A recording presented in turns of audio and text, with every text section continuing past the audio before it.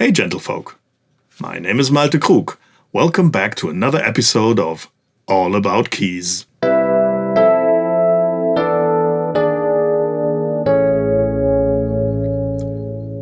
In this month's video of my Keyboard Magazine series, I will feature a machine that was only made possible due to the milestone invention of MIDI 2 years before. The interface that made it possible to connect electronic musical gear from whatever brand. And there's a reason why we still use it today, basically unchanged. It just works, despite all its shortcomings. And the Yamaha QX1, I will show a little later, is one of the biggest, most expensive and most capable examples of this genre of hardware that by itself won't make any noise, other than the tempo click and the annoying sound of the floppy drive, I mean. And because home computers weren't that established in households, or were just not capable enough yet to handle MIDI data in a similar fashion, these MIDI sequencers in hardware form turned into the centers of the keyboard production studio. For audio recording, they still needed to be synced to an analog tape recorder using some form of timecode. But in doing this, you got a higher track count on your multitrack tape for stuff other than the then MIDI-controlled keyboards, drum computers, and so forth. You needed a larger mixing desk though. If you like to see a video about such a system working and how much fuss it was to get all the gear running in sync, leave a comment down below. But now, our routine check of the content of the German Keyboard Magazine's issue from exactly 40 years ago. The cover features the photo I used in last month's video to show a color picture of the Yellinghaus DX7 programmer. There we have the usual content list and the letters to the editor, and this time I want to mention one of those. Here a guy called Gerhard asks if it would be possible to add a foil record to the magazine containing sound examples of the tests, maybe every 3 months or so. You might have seen one of those at some point in a YouTube video about obscure music media. It's basically a very floppy vinyl record, but on a thin plastic foil. Remember, other than actually going to the music shop that offers this equipment, there was no other chance to listen to gear you were interested in. No internet yet. Following the saying, talking about sound is like dancing about architecture, Gerhard had this idea. This gets rejected by the editor for making the magazine too expensive. Funnily, a few years later, they actually follow his suggestion and offer exactly this quarterly for subscribers of the magazine. And I will show these when we get there in this series. After a bit of gear news, we get an interview with Alan Wilder from Depeche Mode, who are undeniably a major and important part in electronic music history. One, meanwhile, regular feature of the magazine presents newly published record albums. In this case, among others, the latest release by Swiss electronic pioneers Yellow. And here, songs from The Big Chair by Tears for Fears. I guess I don't have to go into detail about that one, everybody knows this. Here on the right, the author gives us one long text concerning 3 jazz rock albums by Moore Vishnu Orchestra, Pat Metheny and the Pole Motion Trio, and he's not only positive about the offerings. Followed by a continuation of news from that year's Frankfurter Musikmesse, but the major categories of interest got already handled in the past issues. So this time it's about acoustic pianos and home recording. The next feature, about dynamics in historic keyboard instruments, wasn't that interesting for me in 1985, but 4 years later, when I started learning piano building as an apprentice. If anybody is interested about a detailed look into the mechanics of this, leave a comment down below. This month's technology tip is a DIY project to build your own ring modulator. Basic functionality of such a device is explained, and you get a parts list and the circuit diagram. This month's giveaway is a nice analog monosynth, the Oscar. It's somewhat rare and I never saw one in the flesh. GeForce from Great Britain have a good sounding plug-in version of this in their portfolio. In the test section we have the second part of the Emulator 2 test, which just sums up some of the experiences the testers got after working with it for a time, and over here the technology behind it is shown and explained in detail. Here they test the Chroma Polaris, good sounding 6-voice analog synthesizer. In the day, the Dollar-Deutsche Mark exchange rate wasn't very favorable for us, so this has been pretty expensive, and so I wouldn't count on finding one over here on the used market. Followed by a brief description of the Oberheim Matrix 12. It's so short because they only describe the differences to the expander, which got a longer test in February. One rare feature of the keypad is release velocity. For example, depending on how fast you release the keys, you could have a longer or shorter release time of the amp envelope. The only more modern keyboard I can think of at the moment that has this feature is the Kurzweil K2000 from 1992. Modern, right. The Yamaha MT44D is one of the first of the Yamaha Multitrack cassette recorders, in this case in DEC form, so you would need an external mixing desk. Later models like the MT1X, 2X and 3X included a basic mixer. For reducing hiss, it's possible to use either Dolby B or C. The aforementioned later models in comparison offer DBX instead. They came up with a weird way of switching the unit into 4-track mode by sticking a foil of some kind onto the cassette's window. I have no idea why this mode change is even needed, and the manual just mentions that it's necessary, but not why. Maybe one of you guys knows the answer, leave it in the comments please. The concept of multitrack recording was still new to most of the regular amateur musicians, so in this diagram, coming from the manual, they show you how to get up to 10 tracks of recording out of a 4-track machine. This is called ping-pong recording. You'll have to make decisions early in the recording process and won't be able to go back to the original. It just means that per step, you record 1 track less than you have free. On a 4-track, there could be 3 individual monotracks of drum, bass and whatever. You then copy those mixed together onto the remaining 4th track while recording another instrument on top, so you get 4 recordings on 1 track. This frees up the tracks of the original recordings to be re-recorded with new material using the same method, but only 2 tracks being copied onto the 3rd, etc., etc. This way you didn't have to deal with nothing heftier than 2nd-generation recordings that kept the tape hiss amount low and manageable. If you're interested, I can make a video about this, you know the drill, leave a comment. I know, it sounds weird in today's world of infinite memory space and track count, but then you had to deal with the available technology and budget, of course. Thanks to MIDI, companies offered not only stationary MIDI master keyboards, but these portable remote keyboards. I think they get called keytars nowadays. Unlike with the old Moog Liberation, you're not hauling the whole synthesizer around on stage hanging from your neck, and so these remote keyboards were much lighter. The Axis is Roland's first attempt of such a keyboard. I own a later model, the Roland AX1 in red, but I never used it on stage. For us here in Germany in the 80s, the band Modern Talking spoiled the usage of these for eternity. I hope for my international viewers that you never heard of them. Here we have the Yellinghouse DX programmer that I already mentioned in last month's Messe news, but I wanted to show this better picture of it here. This thing is even a bit larger than the DX7 and carried a price tag of more than half the money you would have had to pay for the synth in the day. So it unfortunately wasn't very successful and only something between 25 or 30 were made. Another special feature about FM synthesis, more practical than the theory-filled articles we had before, actually similar to my video from a few months ago. If I would have found this earlier, I could have spent less time coming up with a script. Followed by the first part of a new workshop series about DX7 programming by Hubertus Maas. He was one of the more famous DX7 sound programmers and sold very good soundbacks for the DX7 in the following years. In this series he analyzes whatever sound he wants to show that month and explains in detail what he does to reproduce this on a DX7. For the lazy musician who wasn't interested in the technical background, here's the datasheet. More MIDI software for the C64 home computer for you to type in manually, if you were patient enough. In an older article of this synthesizer workshop, the author explained how to generally synthesize string-like sounds. He is giving examples of how he achieved this with the gear he actually owns: Prophet 10, OBX and Poly 800. More patch sheets. More basic knowledge about chord theory, in this case the usage of 9th and minor chords, and to properly voice them. This is 30 years before Rick Beato, by the way. The new series about home recording basics starts with explaining the structure of mixing desks for recording. Plus the continuations of the organ drawbar, jazz piano and classic piano workshops. All good stuff.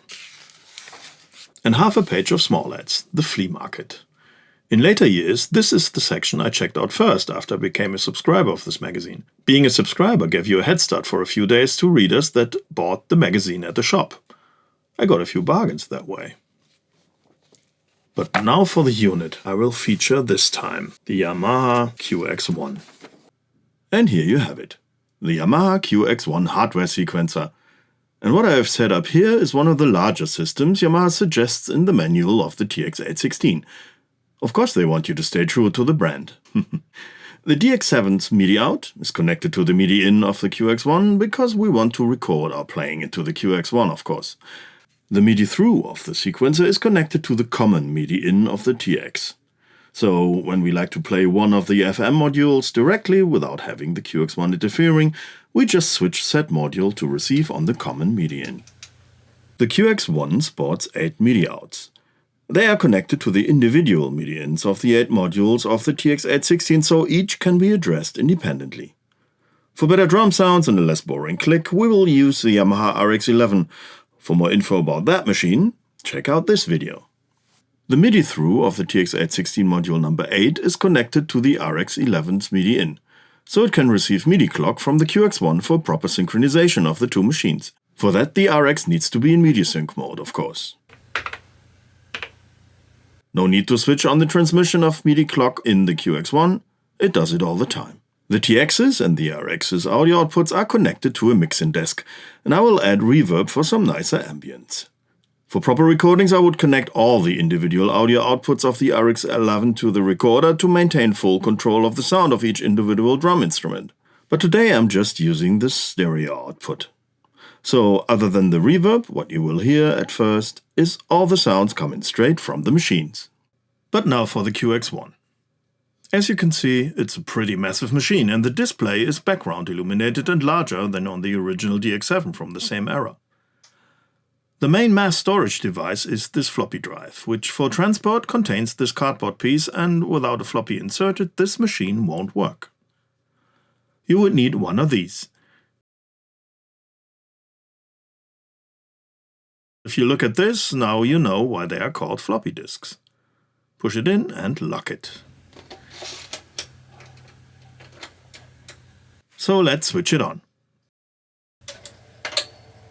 Can you hear that? That floppy drive is rotating constantly when you're using the QX1. If you swap this drive for a modern floppy emulator, then it'll be silent, of course. The QX1 has 4 modes of operation: the play, record, edit, and utility mode, and those are divided into subcommands which Yamaha calls jobs. These jobs for each mode are printed on the QX's front, but that list is not complete. There's an extended list in the manual, and I printed it out to have it all handy. I suggest you do the same. When you power on the QX with an already formatted floppy in the drive, the display shows you this. If the disk needs to be formatted, the machine will guide you through the process, which takes roughly 3.5 minutes. Then the display shows play mode, bank 01, and a lot of asterisks. Banks in the QX1 are what we would normally call sequences, or, when thinking in drum computer terms, patterns. There can be 32 of them. And you can handle these as if you would use a pattern sequencer, making individual shorter banks for intros, verses, choruses and whatnot, and chain those together to form a song. But the length of the bank can be pretty long, actually up to 999 bars, so if you prefer using the QX1 like a tape machine, or like you would do with similar devices made by Roland, it offers you the linear option as well. Start and play mode only makes half sense if you already recorded something which can be played off the floppy right now. Unfortunately, I don't have the floppy disk that came with the TX816, which contains not only a demo song, but also Sysx bulk dumps of the factory sound banks for each of these modules. I couldn't find this demo song as a download anywhere, so if anybody has this disk, a Sysx dump of its content would be much appreciated. These are the mode indicators, and below are indicators for the status of the click, track transpose, the chain mode, or the so-called repeat, which is a loop. 2 rows of indicators on the right represent the tracks and will inform you about their status. The upper row with green LEDs will show you if there's already recorded data on the track. The lower row has red LEDs, and those identify on which track you are going to record. You can only record on one track at a time. You can route any track to whatever MIDI output, but for the sake of simplicity, I left each track connected to each corresponding MIDI output. You can actually have up to 4 tracks sending MIDI data out one individual MIDI out, and you can alter the MIDI channel per track whenever you like, no matter which channel your keyboard used to send data. Okay, let's switch to record mode. That wasn't enough, you still have to hit enter. Now the machine wants you to give the sequence a name, but I suspend that to avoid having to redo the step. This indicates we will be recording on track 1. I don't want to record on that track because I want to record the bass first. The bass sound I will use comes from module number 7 on this TX816, so to keep everything consistent, I want to record on the track with the corresponding number 7. All of these modules are receiving on channel 1, by the way. No need to use different MIDI channels when there's only one monotimbral unit connected to each MIDI output. So let's go back to record mode. Now he wants the name. Let's call it video 001, 125 beats per minute, and a time signature of 4/4.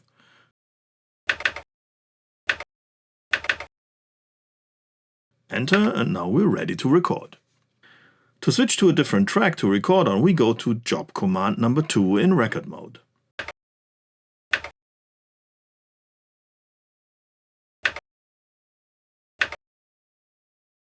One thing that the QX1 is not capable of doing, and is pretty annoying, is that it's not passing through incoming data to the MIDI out. Only recorded data gets pumped out of the outputs, so there's no MIDI monitoring, so to speak, of whatever you're doing. We have to use a workaround to actually hear what we play. That's why the Q-axis MIDI through is connected to the common MIDI in of the TX816. I switched module 7 to receive from the common MIDI in, and that's why we hear something when I'm playing. That's kind of a drag, because when you're not using a synthesizer with 2 MIDI ins, you won't hear a thing while playing. If you use a keyboard synthesizer with local on, you can hear something, of course, but if you're just using some rack module, I don't know, maybe a JV1080 or so, you might need an external MIDI merger to connect the 2 needed MIDI lines to its single MIDI in. Okay, enough of this. Let's record the bass on track number 7. I switched the RX11 to external clock, so we will get more than just the boring click from the QX. It's going to be 2 measures of count in, and then recording starts. I connected a foot switch for run stop as well, which is helpful if you need both of your hands to play until the end of what you record. But now, for you to see, I'm going to hit run manually.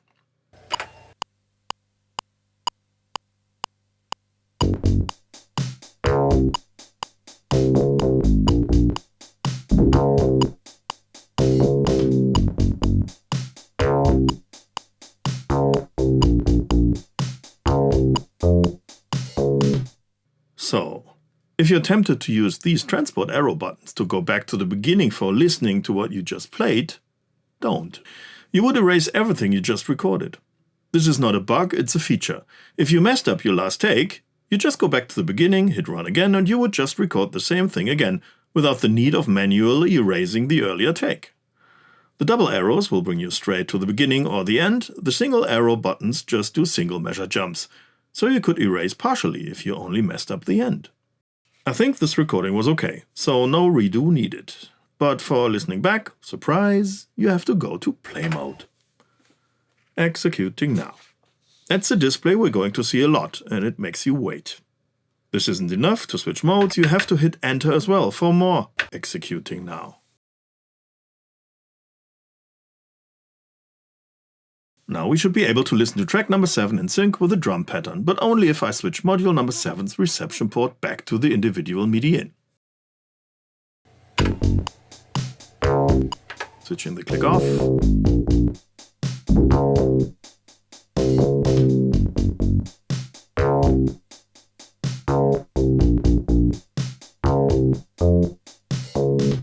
Good. So what else do we have? By the way, the sounds we're using are from the factory patches of the TX816. If you've seen my video about that machine, I only showed you the first 23 or so sounds, because those were a compilation of sounds where all 8 modules represent one large sound. These sounds, 24 to 32, are splits, or made for sequencer usage. The first 2 modules are combined to form a stereo sound, though. All sounds on the 7th module are basses, and I chose number 25, harmonic bass. So now we're going to record track number 1. As usual, for recording we go back to record mode. Nothing will happen unless you also hit enter. Executing now, and wait, and wait, and wait. Good. But I want to record on track 1, which means switching again. Job number 2, and here you see what I only can call a bug. I go to this page, but it doesn't let me switch to a different track for recording. The workaround for this is hit record again. Call up the job again, and now you can. It's a bit annoying once in a while, but if you know the solution, it's fine. I already mentioned that we can only record 1 track at a time, but the next phrase I'm recording now I want to have played back by 2 modules. So after recording the first bit, I can play it again for track 2. Or we'll just copy the data from track 1 to track number 2 and I'll show you how that is done. But let's record track number 1 first. Job number 2, track number 1, enter. Now we're recording track number 1 and when I hit run again, it should record. Click is on, there it is.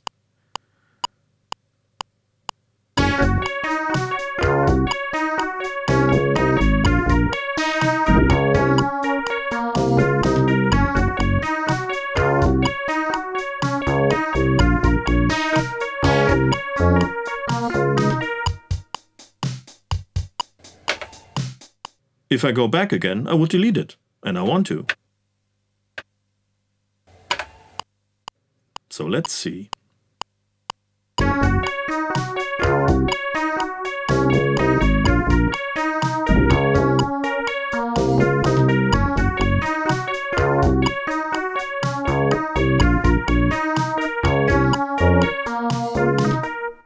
So, we want to listen to this, play mode, executing now.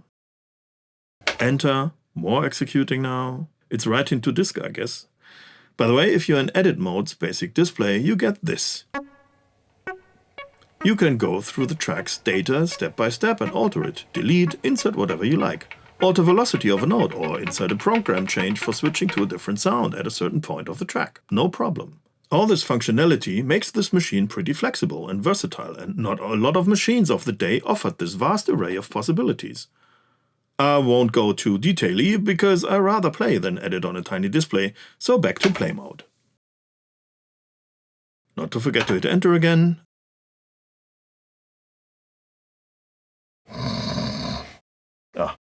And we'll only hear the left channel because track number 1 is only talking to module number 1, which is panned to the left. Let's just copy the content of track number 1 onto track number 2. But there's no track copy job. But track mixing is. Maybe I could use that as a crutch. Let's try it out. Utility mode. Weirdly enough, for utility mode, you don't have to hit enter afterwards to actually get to it. Track mix. Let's see what it's doing. From bank number 1, track number 1, to track number 2. I want to do that? Yes. It's the Y, which is the lowercase on this key. So shift low, yes, executing now. And the green LED shows that the second track also contains some data now. And back to play mode. More executing now. Now we should have synthesizers in stereo on both audio channels. I made this riff up about 40 years ago, a bit after when this machine came out, so I thought this is kind of age appropriate to use my beginner stuff to show off this machine. And for the sake of this simple example, I will just stack more instruments onto this. I want to record track number 3, which is this. And for track number 4, we have a different bell sound. Well, it's FM, that's what it does best. So we're recording on track number 3. Let's do that. By the way, this massive wheel here on the right is only for tempo. No data entry or something. Tempo.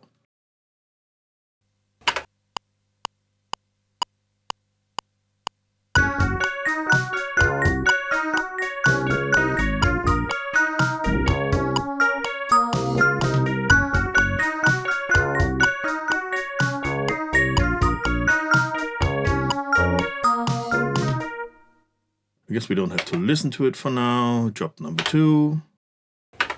Doesn't work. Record again. Number 02. Track 4. And that will be the sound.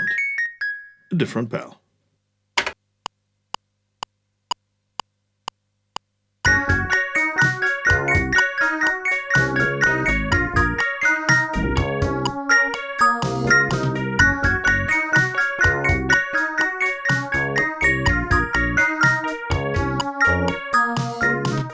By the way, I'm hitting stop with my foot on a pedal. You can obviously delete a track immediately after recording, but if you need to do that at a later point in time, utility job number 15 is for that. Track delete. Let's have one more sound on track 6. Then I guess we're done. Record mode, executing now. I think when you're switching to record mode, the machine empties its buffer memory onto the floppy. That's why it might take a while. Switch into track number 6, and in module 6 we'll find the sound of a flute.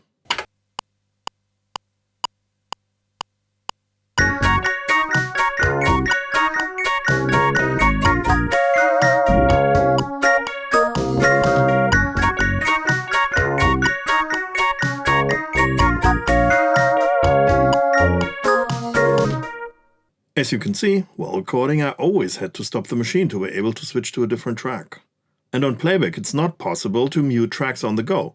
The QX3, the next big hardware sequencer from a few years after this, can do that. But you could use your mixer's mute buttons to actually come to a similar result, given that the TX816 is basically 8 individual synthesizers with their own outputs connected. So you can be creative as well if you're satisfied with like 16 bar loops or less. I'm normally not, because I prefer songs and not tracks, but this is more like a track. Well, so far for this simple example with only 2 chords. So I think we got all the bits together. Let's hear how it sounds when we actually use some production tools to alter the sounds a bit.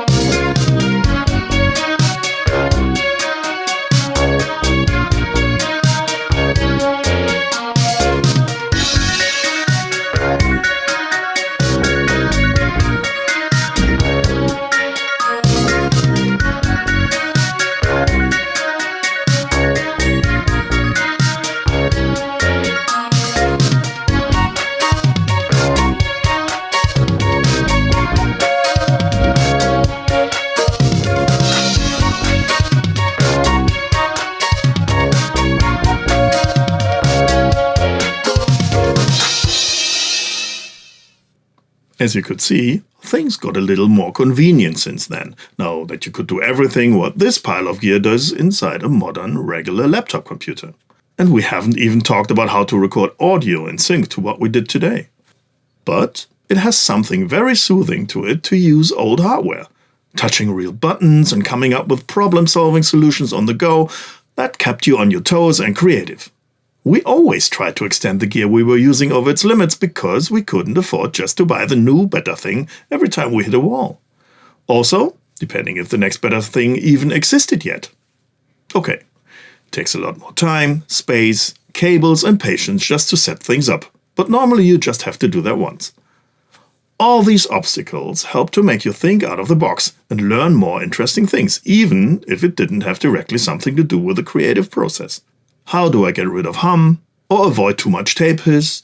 You were mostly fighting the shortcomings of the tech of the era. Which was fine. No pain, no gain, I guess. Would I use the QX1 to record the basic structure of new songs? Well, that depends on the song and if I'm tired of pushing a mouse. Maybe I would rather use the QX3 instead. I will show you the differences when it comes up in this series. Next month we will get to another milestone of electronic music gear that enabled a lot of regular musicians in the 80s to finally afford and incorporate an important part of the new modern sounds into their sets. Samples. Thank you for spending your time with me here on this channel, it's much appreciated. Please hit the like button, and if you haven't done so yet, please consider subscribing and ringing the bell. It's for free and helps me a lot to grow my channel. Thanks again, and I hope to see you again soon on All About Keys.